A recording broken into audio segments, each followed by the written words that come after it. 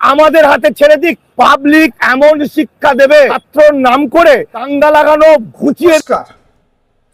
আজকে প্রথম একটা চটি চাটা, এই চটি চাটাকে আমি দালাল দালাল তার সঙ্গে পরিচয় করে দেব।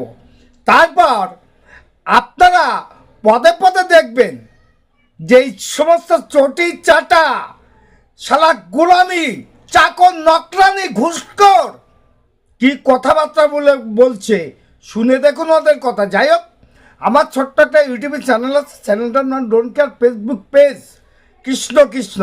এই সমস্ত অপদার্থ চটি চাঁদাদের কিভাবে আগামী দিনে এই বাংলার জনগণ নয়, এই ছাত্র সমাজ কিভাবে তাদের শাস্তা করতে হয় এটা ভালো করেই জানে ছাত্র সমাজ।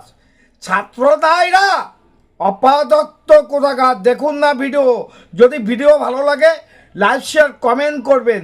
আমি যেহেতু একজন ইউটিউবার, সেখানে দাঁড়িয়ে আমার অনেক দিকগুলো বিবেচনা বুদ্ধি করে এবং ভেবে চিন্তা বলতে হয়, কারণ আইনের বাইরে নয়। আমি আইন সংগতভাবে যে কথাগুলো বলা যায় সেই কথাগুলো আপনাদের সামনে তুলে ধরছি। দেখুন ভিডিও, চটি চাটার ভিডিও। এবং এই শয়তানের বাচ্চারা শুভেন্দু অধিকারীর বাহিনী গুলি করবে। যে আর বাংলা চ্যানেল পুরোপুরি আরএসএস এর কথা। যারা ভাবছেন নবান্ন অভিযানের নামে নগ্ন নাচ করবো রাস্তাঘাটে, একটু বাড়িতে বলে যাবে। শুভেন্দু অধিকারী নিজে বলছে যে গুলি চলবে, গুলি। আরে উল্লুকে পাঠে कैसा बात बातिया, ঠিকঠাক ভাবে কথা বলিস বলে দিলাম। বাড়িতে বলে যাবে মানে কি বলতে চাচ্ছিস তুই? হ্যাঁ, কি বলতে চাচ্ছিস নবাবের মতন? অসভ্য কোথাকার, চড়া দাঁত ফেলে দেবো একদম। তোর বাড়ি কোথায় বল? অসভ্য কোথাকার, বাড়িতে বলে যান মানে আর বাড়িতে আপনি এত বড় হুমকি দেওয়ার সাহসটা কোথায় পেলি তুই? হ্যাঁ, এই অপদার্থ কি বলো? রিপিট দেখুন, এই অপদার্থ কত বড় অসভ্য আর কত বড় অসভ্যতা কথা বলছে। আর ওই একটা দাঁড়িয়ে দিয়ে বড় বড় বাটলিং মারছে। এই কত বয়স দাঁড়িয়েলা? হ্যাঁ, 69 আমার বয়স। তবু তোর মতন অসভ্যতা ব্যবহার করি না, অসভ্যতার সীমা আছে। দেখুন ভিডিও। ছেড়ে দিক। মুখ্যমন্ত্রী বলুক যে আমরা দায়িত্ব নেব না।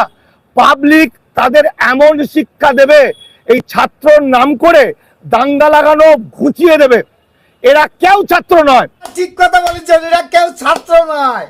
দাঙ্গা বাঁধানোর জন্য কি সমস্ত কথাবার্তা বলছেন, আমিও আপনার সঙ্গে একমত। ওরা ছাত্র না, ওরা আপনার বাপ, আপনার বাপ। ওকে কালকে থেকে বাবা রাখবেন। আর এরা ছাত্র না, বাতলিং মাছের 3 টাকার চামচা, একটা চামচাগিরি করে। কি বুঝাতে চাচ্ছেন বাংলার জনগণকে? অপদার্থ কোথাকার, ঠিকঠাক ভাবে কথা বলবেন, অসভ্যের মতো কথা বলবেন না।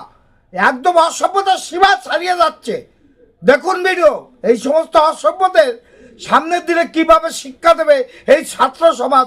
বলছে এরা কেউ ছাত্র না, তাহলে এরা কি তোমার বাপ?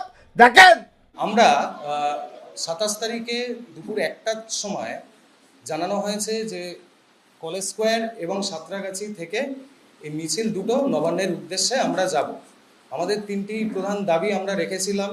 প্রথম, নির্যাতিতা দিদি ভাইয়ের সুবিচার এবং যারা এই নির্যাতনের সাথে প্রত্যক্ষ এবং পরোক্ষভাবে জড়িত তাদের আইনের কাঠগড়ায় এনে দৃষ্টান্তমূলক শাস্তি, এবং প্রধান এবং অন্যতম সেটা হচ্ছে আমাদের রাজ্যের মুখ্যমন্ত্রী তার স্বাস্থ্য দপ্তর এবং পুলিশ দপ্তর একদম ফেলিওর হওয়ার জন্য তার পদত্যাগপত্র।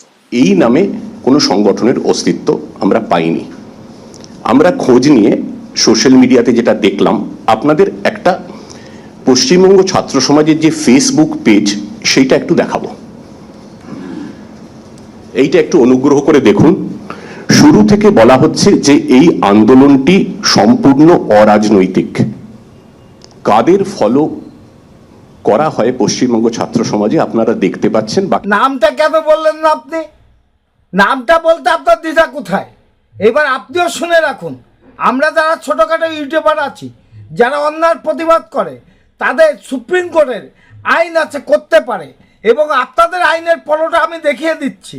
সুপ্রিম কোর্টের আইন আছে ইউটিউবাররা 353 ধারা 161 ধারা অনুযায়ী কোনো পুলিশের ভালো কাজে মন্দ কাজের জন্য কোনো অনুমতি প্রয়োজন হয় না। এবং আপনাদেরও বলছি 220 219 আইনটা ফলো করবেন।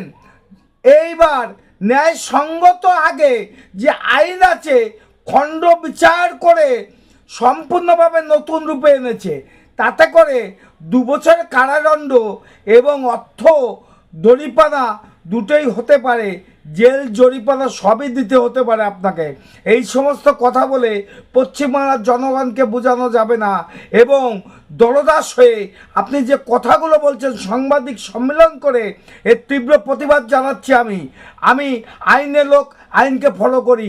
আপনারা আইন মানেন না, আইনের লোক হয়েও আপনি যে চেয়ারটায় বসে আছেন এটা জনগণের টাকা, জনগণের ট্যাক্সের টাকা, ভুলে যেন না। আমার টাকায় আপনি আমার সেবায়িক, এবং আপনার যখন শপথ গ্রহণ করেছিলেন জনগণের সেবায়িক হয়ে, সেখানে রক্ষণা না হয়ে আপনি ভক্ষণ করছেন।